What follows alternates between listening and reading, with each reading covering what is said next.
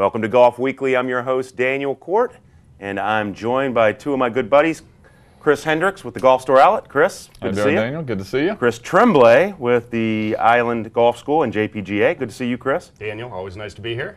Guy looks like a lobster, doesn't he? He looks like he spent a little too much time in the sun yesterday without some 30 block on, that's for sure. What gives, man? I mean, What happened? Tell us what happened. I mean, the guy runs the Golf Store Outlet, probably more golf hats than any store on the island, and he can't pick one up to go play TPC at Sawgrass. Yes, we do have a lot of golf hats at the store.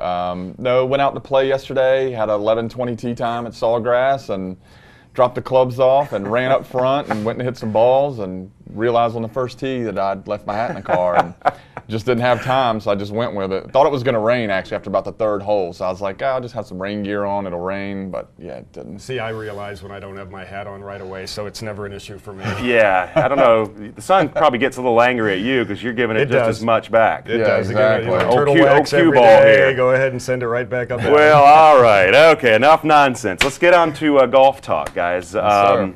A couple of interesting things going on in the golf world. Well, one is I think CBS coins it as Glory's last shot. The final major of the year is coming up in our backyard here in Kiowa Island. We'll talk about that in just a sec. I wanted to first talk about the WGC that was just played in Akron, Ohio, Firestone. Tigers won that, I think, 7 times. Didn't factor in this week. But what's more interesting to me is Jim Furyk with a one-stroke lead going into the final hole, making a double bogey to give way to Keegan Bradley. 2 times that Furyk has pretty much, you hate to use the term, but Johnny Miller talks about it a lot, the choke. Well, he wasn't able to close the deal. You know, once again, it was just one of those things where, you know, what happens in golf. You know, at the U.S. Open, you don't make a birdie in the last round. It's awfully hard to go ahead and win. And here, you know, he just didn't play 18 the way he wanted to. Keegan Bradley took advantage of it, even though he really, to a certain extent, didn't from the aspect of having wedge into the last hole. He hit it in the bunker and then ended up having to make a 15-footer for par. All the credit to him for that. Absolutely. Yep. But yeah, Jim, you usually don't see that out of a Jim Furyk. Well, and Chris, I mean, we talked about Adam Scott, you know, at the British Open. Just in that last round, and you know, going back to Furyk, the funny thing is he's a player. He's like a stricker. He's somebody that you just don't expect to choke. If he takes the lead, he's going to run with it, and you're going to have to come after him, guns blazing. I mean, but Adam Scott, the same situation. I mean, here's this guy that's just playing, striping it all the way through until what, the last 4 holes? Yeah, bogey the last 4. Bogey the last 4 holes. I mean, just out of nowhere. And I don't think he stroked on any of those holes, did no, he? those he did not. He didn't get any strokes. Yeah, no, not at Well, all. I'm reading an incredible book right now. You guys have probably heard of it, the Mark Frost version of The Match. Ken Venturi and Harvey Ward playing against Ben Hogan and Byron Nelson back in 1956 at Cypress Point. But there was a quote in there that I think brings me back to kind of what we're discussing. Ben Hogan had said over a drink after that match, and I won't give you the results because you should read the book. It's an incredible read. Got it. Yeah. He says, despite what anybody says, this is a really hard game.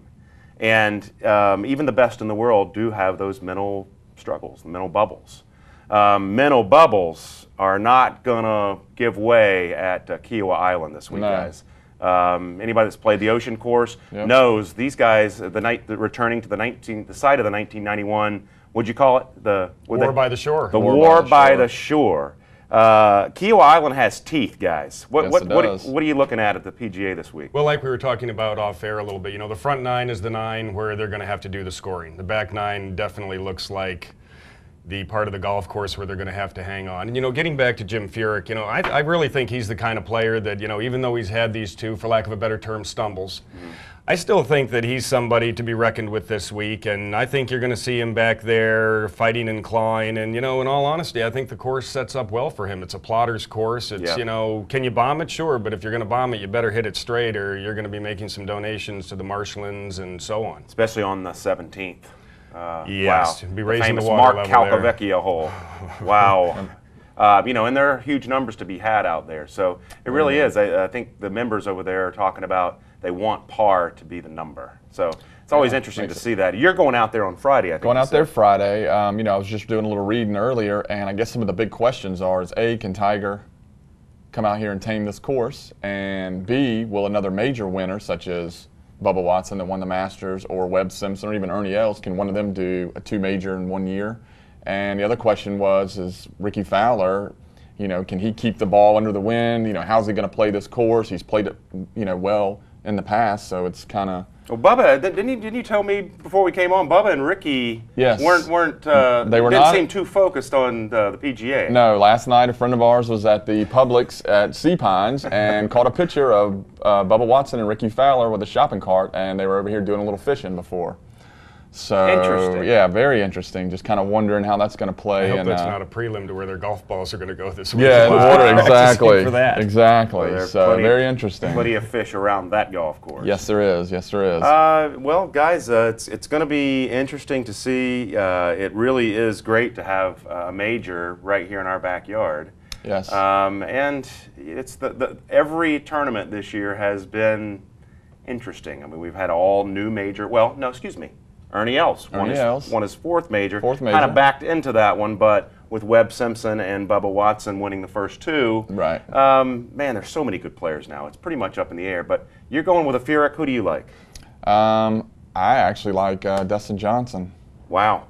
I'm kind of going out in left field, but I just feel like if he gets on it, this could be his course. Well, he went to school not far from there. Exactly. Up the road, Coastal Carolina and Myrtle. He's played it a lot, so that's just, I don't know. It's who I'm kind of hoping for.